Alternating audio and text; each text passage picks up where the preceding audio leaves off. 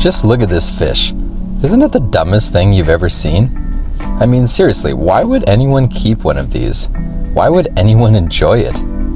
Well, those were my exact words about a year ago. Back then, Flowerhorn keepers looked like some sort of strange cult.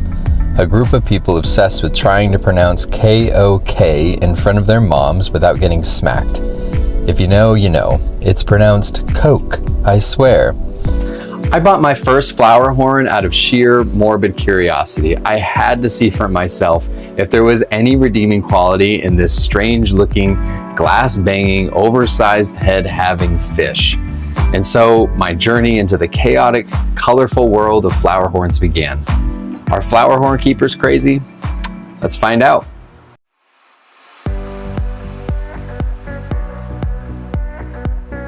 Let me introduce you to Tony, my Flowerhorn. My kids named him that because he's red and gold, has a big head, and reminded them of Tony Stark.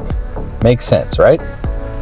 He's still a juvenile and lives in a 60-gallon tank, for now. He's messy, like really messy. It's the only tank I have to gravel back because this guy treats food like confetti. And he doesn't do roommates. Even a large bristlenose pleco was chased into hiding. One day, Tony will need a bigger tank and better filtration, but for now, he's running the show with 2 sponge filters and a big old pothos plant. Despite the mess, the nitrates are barely detectable. Plants and water changes for the win. Some Flowerhorn keepers do keep them with other fish, but the real hardcore crowd, they keep them in solo tanks with just the Flowerhorn and maybe a mirror for entertainment. That's not loneliness, that's main character energy. With so many beautiful fish in this hobby, why dedicate a big tank to just one? After 6 months with Tony, I can say this with 100% confidence. I get it. If you told me I could only keep one fish, I wouldn't even hesitate. I'd give up every other tank just to keep this guy. Why? Because while most fish look great in groups, he's a one-man circus, a show all by himself.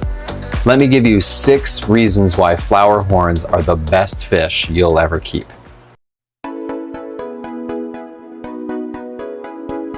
What makes a pet a pet?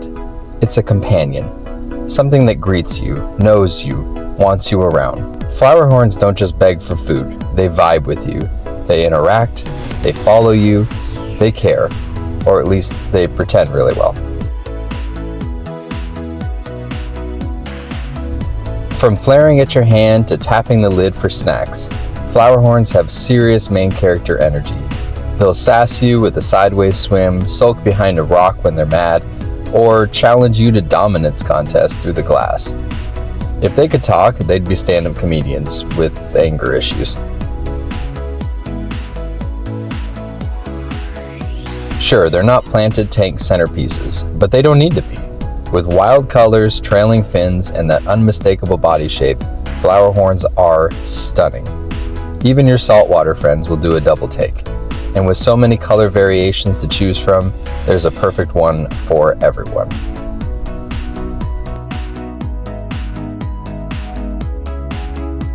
There's something about being a Flowerhorn keeper. It's like being part of a secret club. It only takes a nod and you've made a lifelong friend. You've both got scratch marks on your hands, you both had fish stare into your soul, and you've probably both practiced saying K-O-K out loud without laughing.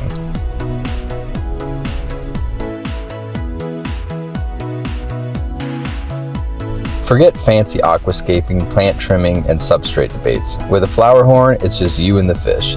Set up a simple tank, skip the hassle, and focus on what matters, the experience. Sometimes less is more, especially when less is a 12-inch aquatic diva with attitude.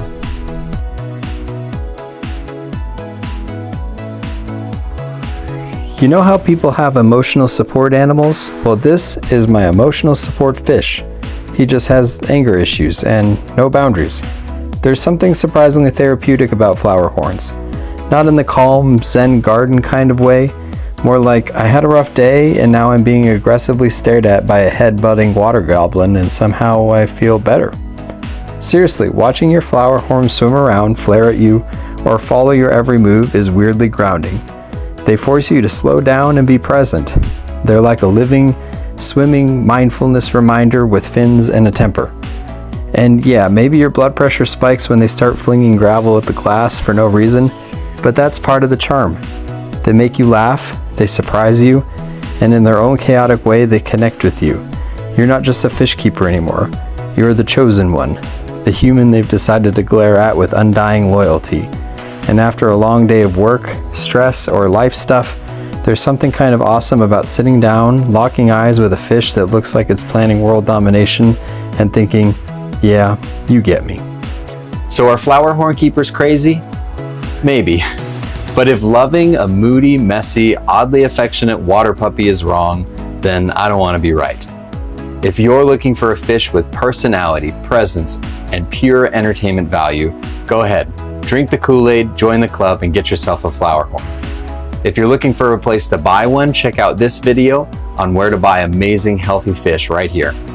If you've ever kept one, drop your stories in the comments. I'd love to hear about your own fishy little lunatic. And I'll see you in the next one. Fish list out. I thought he totally did you so much. Ow! I need to get some gloves.